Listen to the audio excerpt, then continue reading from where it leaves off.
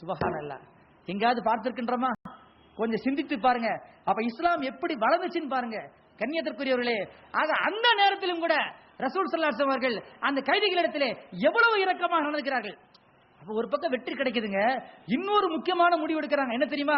அந்த கைதி பரிவர்த்தனை இருக்கு இல்லையா, அங்கேருந்து வரக்கூடிய கைதிகள், இங்கேருந்து இப்படிப்பட்ட கைதிகள் பரிவர்த்தனை செய்து கொள்வது, இது ஒரு முறை. இரண்டாவது, அந்த கைதிகளுக்கு யாரெல்லாம் ஈட்டு பணம் தருகின்றார்களோ அந்த ஈட்டு பணத்தை பெற்றுக்கொண்டு விடுவிப்பது என்பது மற்றொரு முறை. ரசூல் ஸல்லல்லாஹு அலைஹி வஸல்லம் அவர்கள் இதையும் தாண்டி இன்னொரு முறையை அறிமுகப்படுத்தினாங்க. அது என்ன தெரியுமா? அந்த கைதிகளாக யாரெல்லாம் பிடிபட்டு வர்றாங்களோ அதுல படிச்சவங்க இருந்தாங்கன்னா, அதுல எஜுகேட்டட் பர்சனாலிட்டி யாராவது இருந்தாங்கன்னா அவங்களுக்கு என்ன வேலை தெரியுமா கொடுத்தாங்க? எங்கள்ல உள்ள 10 பேருக்கு நீங்க படிப்பு சொல்லி கொடுத்தீங்கன்னா, எங்கள்ல உள்ள 10 பேருக்கு நீங்க டியூஷன் நடத்தினீங்கன்னா உங்களுக்கு விடுதலை. சுப்ஹானல்லாஹ். பாருங்க, போர்க்களத்தில் வெற்றி கிடைக்குது. அந்த வெற்றியின் மமதையிலே ரசூல் ஸல்லல்லாஹு அலைஹி வஸல்லம் அவர்கள் இருந்து விடவில்லை. அடுத்த ஜெனரேஷனை பத்தி யோசிக்கிறாங்க. ஆமா, இப்போ நம்ம ஜெயிச்சிட்டோம், இன்னும் நம்மகிட்ட இவ்வளவு படிக்காதவங்க இருக்கிறாங்களே, இன்னும் நம்ம கிட்ட இவ்வளவு தெரியாதவங்க இருக்கிறாங்களே, அப்ப இவங்களுடைய தரத்தை உயர்த்த வேண்டுமே என்ற கவலையிலே ரசூல் ஸல்லல்லாஹு அலைஹி வஸல்லம் அவர்கள் அந்த எதிரிகளிடத்திலும் கூட கல்வி கற்றுக்கொள்ளுங்கள் என்று தன்னுடைய தோழர்களை ஊக்குவித்ததை நாம் பார்க்கின்றோம். ஆக அருமைக்குரியவர்களே, அப்ப ரசூல் ஸல்லல்லாஹு அலைஹி வஸல்லம் அவர்கள் ஒரு திட்டம் வெற்றி பெற்ற பிறகு அடுத்த தலைமுறையை நோக்கி அவர்கள் சிந்தித்தார்கள் என்பதனை வரலாறு நெடுகவும் பார்க்கின்றோம். அது மட்டுமல்ல, அதற்கு பிறகு நீங்கள் பார்த்தீங்கன்னா உகது போர்க்களத்திலும் அற்புதமான முறையில் திட்டமிடுகிறார்கள். ஹஜ்ஜுக்கு சென்று வந்தால் அல்லது யாராவது அந்த பக்கம் உம்ரா போனீங்கன்னா தயவு செய்து அந்த உகது மலை நிவாரத்திலே சென்று பாருங்கள். அங்கே போர்க்களத்திலே ரசூல் ஸல்லல்லாஹு அலைஹி வஸல்லம் அவர்கள் எப்படிப்பட்ட அணுகுமுறைகளை கையாண்டார்கள் என்பதை அங்கு போய் தான் நீங்க பார்க்க முடியும். அவங்க தங்கி இருந்த இடம் எப்படிப்பட்ட இடம் தெரியுமா? அங்க இருந்து கொண்டு முழுமையான முறையிலே எதிரிகளுடைய எல்லா படை வீரர்களையும் பார்க்கக்கூடிய ஒரு இடத்தை ரசூல் ஸல்லல்லாஹு அலைஹி வஸல்லம் அவர்கள் தேர்ந்தெடுக்கிறார்கள்.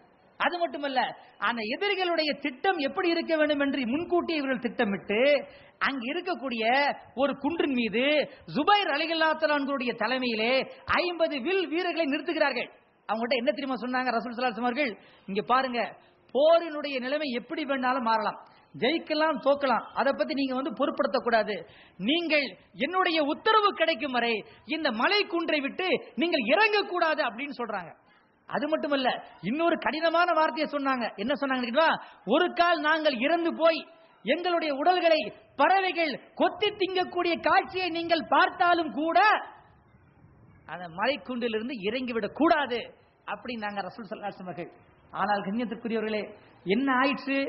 அது ஆரம்பத்திலே முஸ்லிம்களுக்கு வெற்றி கிடைப்பதை போல ஒரு சூழ்நிலை உண்டாகிறது. அப்ப எல்லாருமே அந்த விடுபட்டு போன அந்த பொருட்களை சேகரிக்கின்றார்கள், அந்த மேலே இருந்து பார்த்து கொண்டிருக்கின்றார்கள்.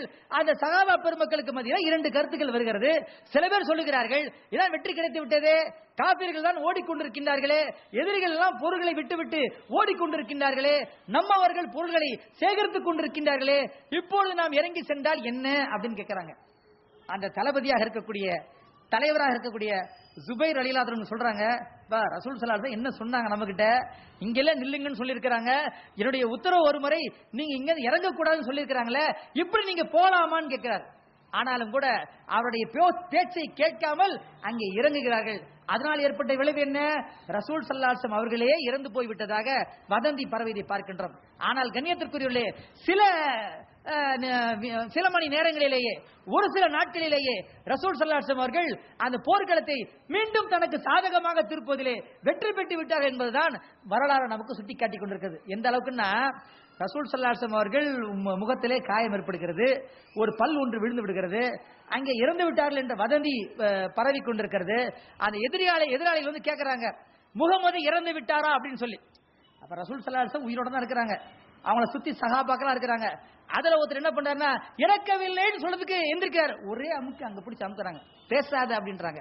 அப்ப அவங்க எதிராளி சொல்றா, முகமது இறந்து விட்டார்னு சொன்ன உடனே அவங்களே அனௌன்ஸ் பண்ணிட்டாங்க, அவங்களே சொல்லிக்கிட்டு, அவங்களா முடிவு பண்ணிக்கிட்டு, அவங்களா மகிழ்ச்சியா இருந்தாங்க.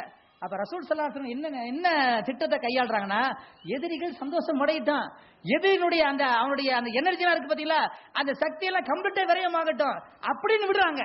அப்ப அதுக்கு பதில் கொடுத்திருக்கலாம் இவங்க, ஏன்னா இவங்க பதில் கொடுத்திருக்கலாம், ஆனா கொடுக்க கூடாது என்று சொல்லி தடுத்தார்கள் ரசூலுல்லாஹி ஸல்லல்லாஹு அலைஹி வஸல்லம் அவர்கள். அப்ப எதிராளி கேக்குறாங்க, அபூபக்கர் இறந்துட்டாரா, அபூபக்கர் இருக்கிறாரா, அபூபக்கர் இறந்துட்டாரு, அவங்களே டிக்ளேர் பண்றாங்க. கண்ணியத்திற்குரியவர்களே, ரசூலுல்லாஹி ஸல்லல்லாஹு அலைஹி வஸல்லம் அவருடைய ஒவ்வொரு அணுகுமுறையும் நாம் சிந்தித்து பார்த்தோம் என்று சொன்னால் எவ்வளவு நுட்பமான முறையிலே அவர்கள் சிந்தித்து செயல்பட்டிருக்கிறார்கள் என்பதை நீங்கள் பார்க்க வேண்டும். அதற்கு பிறகு எத்தனையோ போர்க்களங்களை ரசூலுல்லாஹி ஸல்லல்லாஹு அலைஹி வஸல்லம் அவர்கள் திட்டமிட்டு நடத்தினார்கள்.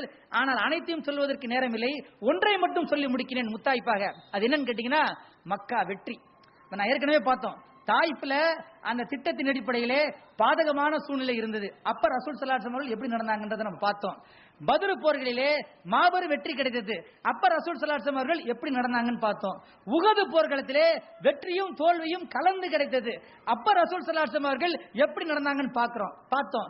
இப்போ நம்ம பார்க்க போறது மிகப்பெரிய வெற்றி, பிரம்மாண்டமான வெற்றியை அல்லாஹ் தஆலா தருகிறான். அது என்னன்னு கேட்டீங்கன்னா, மக்கா வெற்றி. 10,000 படை வீரர்களோடு ரசூலுல்லாஹி ஸல்லல்லாஹு அலைஹி வஸல்லம் அவர்கள் புறப்பட்டு செல்கிறார்கள். மக்காவுக்கு பக்கத்துல போயிட்டாங்க. இன்னும் மறுநாள் அங்கே நுழைய வேண்டியதுதான் பாக்கி. அப்ப என்ன பண்றாங்கன்னா, எல்லோரும் அங்கே தங்க வைக்கின்றார்கள். அந்த இரவு நேரத்தில் ரசூல் ஸல்லல்லாஹு அலைஹி வஸல்லம் அவர்கள் தளபதியை கூப்பிட்டு சொல்றாங்க, எல்லோரும் அடுப்பு எரியுங்கள், ஒவ்வொருத்தரும் ஒரு அடுப்பு எரியுங்க அப்படின்றாங்க. சுப்ஹானல்லாஹ். அங்கதான் இங்க ஒவ்வொருத்தரும் ஒரு அடுப்பு எரிக்கணும்னு என்ன ஆகுது, ஏறத்தாழ 10,000 அடுப்புகள் ஒரே நேரத்தில் எரியூட்டப்படுகின்றன. அந்த மக்கத்து குறைஷிகள் பார்த்துட்டு அரண்டுறாங்க. ஓஹோ, மிக பிரம்மாண்டமான படையோடு முகமது வந்துட்டார். கொஞ்சம் கற்பனை பண்ணி பாருங்க, இரவு நேரத்துல 10,000 அடுப்பு தீஜுவாலையோடு எரிஞ்சிச்சுன்னா அங்கிருந்து பார்க்கக்கூடியவர்களுக்கு எப்படிப்பட்ட எண்ணம் வரும்? அந்த பயத்திலேயே அவங்க என்ன பண்ணிடுறாங்கன்னா, மனம் தளர்ந்து விடுகிறார்கள். ஆக இனிமே என்ன செய்யக்கூடாது, முகம்மதை நாம் எதிர்க்க கூடாது, முகம்மதை எதிர்த்தா நம்ம யாருமே தங்க மாட்டோம் அப்படின்ற முடிவுக்கு வரக்கூடிய அளவுக்கு ரசூலுல்லாஹி ஸல்லல்லாஹு அலைஹி வஸல்லம் அவர்கள் வியூகத்தை வகுக்கிறார்கள். அது மட்டுமல்ல, அந்த படையை நடத்தி செல்கின்றார்கள். ரசூல் ஸல்லல்லாஹு அலைஹி வஸல்லம் அவர்கள் பல பிரிவாக பிரிக்கிறார்கள். யாருமே என்ன செய்யக்கூடாது, தேவையில்லாமல் ராணுவ நடவடிக்கை எடுக்கக்கூடாது, தேவையில்லாமல் உங்கள் வாள்களை பயன்படுத்தக்கூடாது அப்படின்னு கண்டிப்பான உத்தரவு போட்டு ரசூல் ஸல்லல்லாஹு அலைஹி வஸல்லம் அவர்கள் போகிறார்கள். கண்ணியத்திற்குரியவர்களே, அந்த போகக்கூடிய காட்சியை வரலாற்று ஆசிரியர்கள் பதிவு செய்திருக்கிறார்கள். மிக பிரம்மாண்டமான வெற்றி. மக்கா மாநகரம் முழுவதும் ஏதோ ரசூல் ஸல்லல்லாஹு அலைஹி வஸல்லம் அவர்களுக்காக திறந்து விடப்பட்டதை போல ஒரு தோற்றம் அங்கே இருக்கிறது. பிரம்மாண்டமான அணிவகுப்போடு ரசூல் ஸல்லல்லாஹு அலைஹி வஸல்லம் அவர்கள் போகின்றார்கள். அந்த போகும்போது எப்படிப்பட்ட தன்மையில போறான் தெரியுமா, அந்த ஒட்டக திமிலோடு ஒட்டி கொண்டிருப்பதை போல தன்னுடைய தலையை வைத்துக் கொண்டிருக்கிறார்கள். ஆக ரொம்ப பணிவா, ரொம்ப தாழ்ச்சியா, ஒரு உண்மையான ஒரு அடிமை எப்படி போவானோ அதே போன்று ரசூலுல்லாஹி ஸல்லல்லாஹு அலைஹி வஸல்லம் அவர்கள் சென்றார்கள் என்பதனை வரலாற்று ஆசிரியர்கள் நமக்கு படம் பிடித்து காட்டுகிறார்கள். ஆக மதீனாவுல போறாங்க, என்ன அறிவிப்பு திரும்ப விடுறாங்க, யாரெல்லாம் காபத்துல்லாவுக்குள் சென்று விட்டார்களோ அவர் எல்லோரும் மன்னிக்கப்பட்டார்கள். அடுத்த திட்டத்தை பாருங்க, யாரெல்லாம் அபூ சுஃபியான் இடத்திலே அடைக்கலம் கேட்டார்களோ அவர்கள் மன்னிக்கப்பட்டார்கள். சுப்ஹானல்லாஹ், இவ்வளவு பெரிய விஷயம் பாருங்க.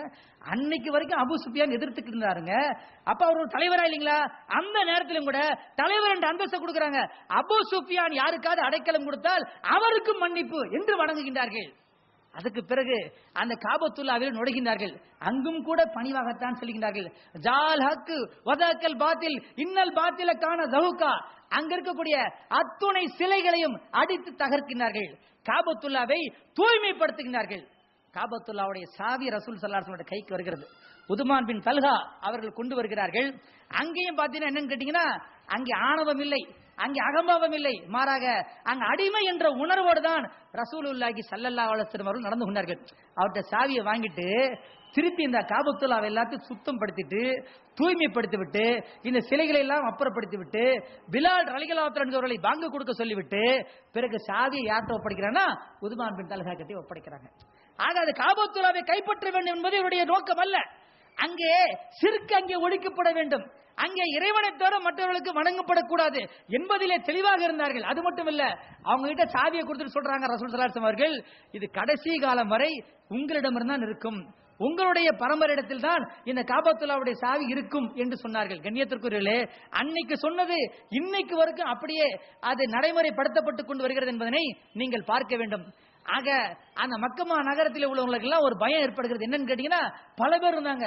பத்ர் போர்க்களத்தில் ரசூலுல்லாஹ்வுக்கு எதிராக செயல்பட்டவங்க, ரசூல் ஸல்லல்லாஹு அலைஹி வஸல்லம் உடைய மனைவியை காயப்படுத்தியவர்கள், ரசூல் ஸல்லல்லாஹு அலைஹி வஸல்லம் உடைய மகளை தள்ளி காயப்படுத்தியவர்கள், ரசூல் ஸல்லல்லாஹு அலைஹி வஸல்லம் உடைய உடன் அதாவது சொந்தக்காரர்களை, உறவினர்களை, ஹம்ஸா ரலியல்லாஹு அன்ஹு போன்ற உயர்ந்த சஹாபாக்களை எல்லாம் கொன்றவர்கள், கொல்வதற்கு திட்டமிட்டவர்கள், ஈரக்கொலையை கடித்து துப்பியவர்கள் என்று பலவிதமான எதிரிகள் இருந்தாங்க. அவங்க எல்லாம் நடுக்கத்தோடு இருந்தாங்க. அவங்க எல்லாம் பயத்தோடு இருந்தாங்க.